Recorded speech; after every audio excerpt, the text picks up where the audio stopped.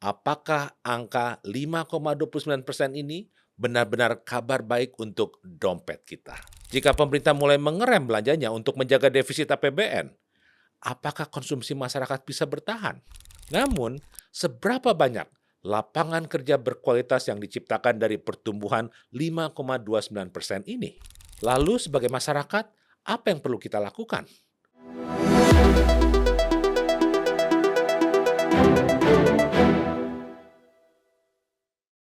Halo semua, selamat datang kembali di podcast Linomics. Saya Fahlino Suib dan di sini kita ngobrol santai tapi serius soal ekonomi Indonesia dan peran kita di dalamnya. Sobat Linomics, di episode kali ini kita akan membahas tentang angka pertumbuhan ekonomi Indonesia untuk kuartal 2 tahun 2026 yang baru saja dirilis oleh Badan Pusat Statistik atau BPS. Angka resminya adalah ekonomi Indonesia pada kuartal kedua tahun ini tumbuh sebesar 5,29% secara tahunan atau year on year. Jika kita melihat headline berita hari ini, banyak yang menyambut angka ini dengan nada positif. Tapi di sisi lain, ada juga catatan kritis. Pertanyaannya, apakah angka 5,29% ini benar-benar kabar baik untuk dompet kita? Sebelum kita ke sana, mari kita melihat faktor apa saja yang mendorong dan menghambat ekonomi kita di kuartal kedua ini. Lebih dari itu, kita akan membahas mengapa pertumbuhan ekonomi saja tidak cukup. Kita butuh pertumbuhan yang berkualitas, pertumbuhan yang menyelesaikan masalah nyata di lapangan, mulai dari sulitnya mencari kerja, harga barang yang naik, hingga masalah dasar seperti ketersediaan air bersih di tengah musim kemarau saat ini. Nah, jika kita bertanya, apakah angka 5,29% ini baik atau buruk? Jawabannya akan bergantung pada dari mana kita melihatnya. Mari kita lihat dari sisi positifnya terlebih dahulu. Tumbuh 5,29% di tengah situasi global saat ini adalah sebuah pencapaian yang patut diapresiasi. Jika kita ingat, kondisi geopolitik belakangan ini masih tidak baik-baik saja. Ketegangan di Timur Tengah, masalah rantai pasok global, dan suku bunga tinggi di berbagai negara maju membuat ekonomi dunia melambat. Namun, Indonesia berhasil mencatatkan pertumbuhan di atas ekspektasi pasar yang memprediksi kita hanya akan tumbuh di kisaran 5,1%. Tapi, mari kita lihat dari sisi sebaliknya. Mengapa angka ini bisa dibilang kurang memuaskan? Faktanya, angka 5,29% ini melambat dibandingkan kuartal 1 di tahun 2026, di mana kita berhasil tumbuh di 5,61%. Perlambatan ini menjadi peringatan. Motor penggerak ekonomi kita sangat bergantung pada konsumsi domestik dan suntikan belanja pemerintah. Selain itu, kita harus melihat faktor penghambatnya. Sektor pertambangan mulai terkontraksi. Ketidakpastian global membuat ekspor kita tidak sekuat tahun-tahun sebelumnya ketika harga komoditas sedang berada di puncaknya. Jika pemerintah mulai mengerem belanjanya untuk menjaga defisit APBN, apakah konsumsi masyarakat bisa bertahan? Ini adalah tanda tanya besar untuk kuartal ketiga dan keempat nanti. Jadi, secara teknis makroekonomi, pertumbuhan 5,29% adalah hasil yang cukup memuaskan. Namun, tren perlambatannya mengindikasikan bahwa ekonomi kita masih rentan. Sekarang, mari kita masuk ke bagian yang krusial. Apa sebenarnya arti dari produk domestik bruto atau PDB atau angka pertumbuhan ekonomi bagi kita? Dan apa keterbatasannya? PDB pada dasarnya adalah total nilai barang dan jasa yang diproduksi oleh suatu negara dalam periode tertentu. Bayangkan, Indonesia sebagai sebuah perusahaan raksasa, dan PDB adalah total omset penjualan kita. Tumbuh 5,29% berarti omset perusahaan Indonesia naik 5,29% dibandingkan tahun lalu di kuartal yang sama. Memang terdengar baik, tapi disinilah letak keterbatasan angka tersebut. PDB adalah pengukur kuantitas, bukan kualitas. PDB tidak bisa mengukur siapa saja yang menikmati kenaikan omset tersebut. PDB tidak peduli apakah omset itu naik karena segelintir konglomerat meraup untung triliunan rupiah, sementara jutaan rakyat di bawah justru harus berhutang untuk makan sehari-hari.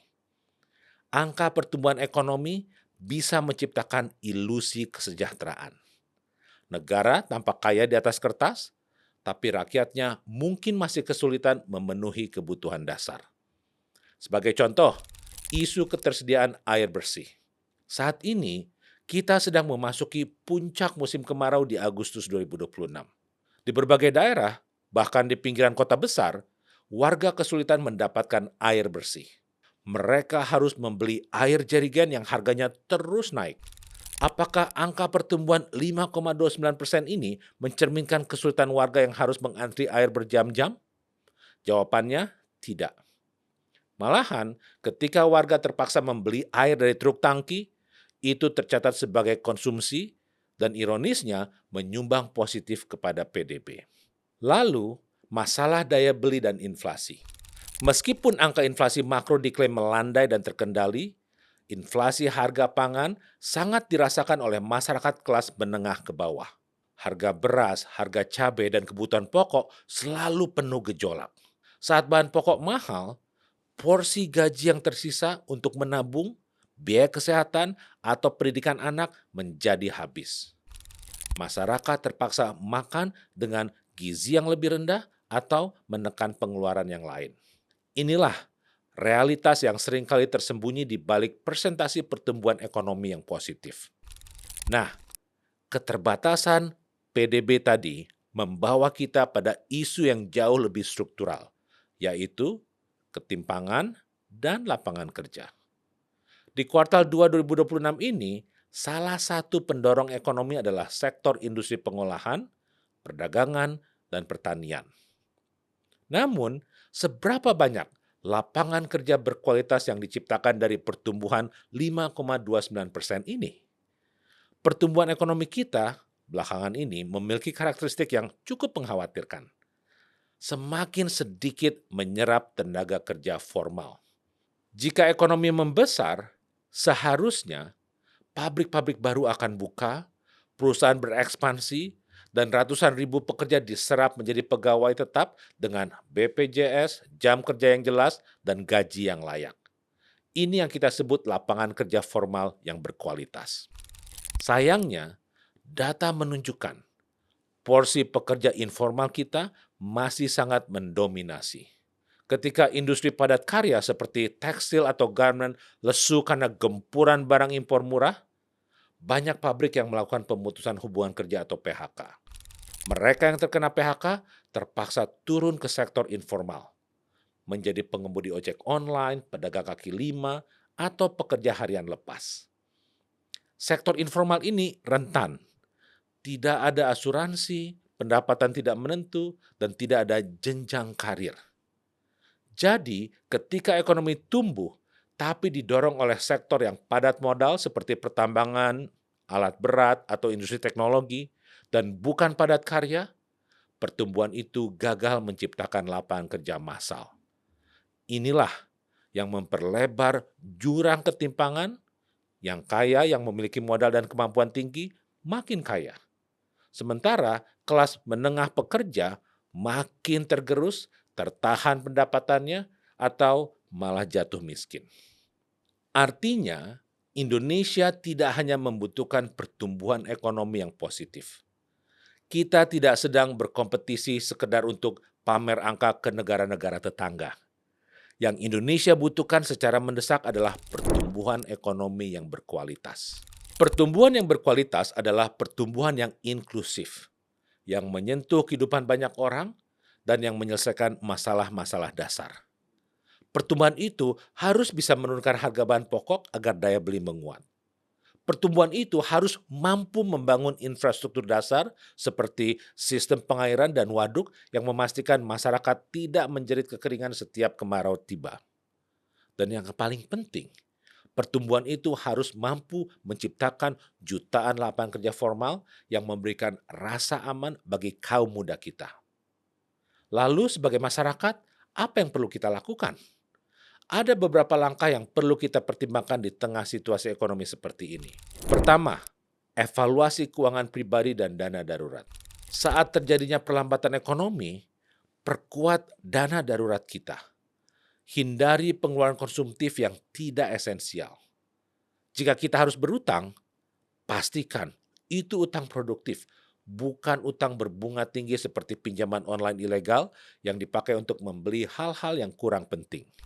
Yang kedua, tingkatkan keterampilan atau upskilling. Lapangan kerja formal semakin selektif. Kompetisi semakin ketat seiring dengan perkembangan teknologi. Terus pelajari keterampilan baru yang relevan dengan industri yang sedang tumbuh. Fleksibilitas adalah kunci bertahan hidup di pasar tenaga kerja modern. Yang ketiga, bangun jejaring solidaritas sosial. Jika negara dan angka makroekonomi tidak bisa menjangkau masalah mikro Anda, komunitas lokal pasti bisa.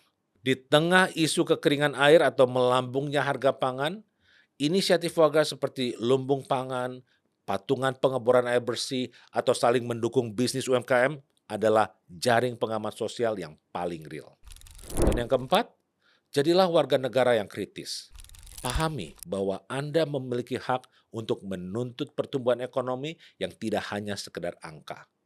Kritis terhadap kebijakan publik. Ketika pemerintah daerah atau pusat merumuskan anggaran, pertanyakan apakah anggaran itu membuka lapangan kerja baru atau memperbaiki layanan dasar seperti air bersih dan kesehatan. Pada akhirnya, pertumbuhan ekonomi bukanlah tujuan akhir. Ia hanyalah alat. Tujuan akhirnya adalah kesejahteraan kita semua. Jangan biarkan angka 5,29% ini membuat kita lengah. Perjalanan mewujudkan ekonomi yang benar-benar dirasakan oleh semua lapisan masyarakat masih panjang. Terima kasih Sobat Linomics, tetap semangat, tetap optimis.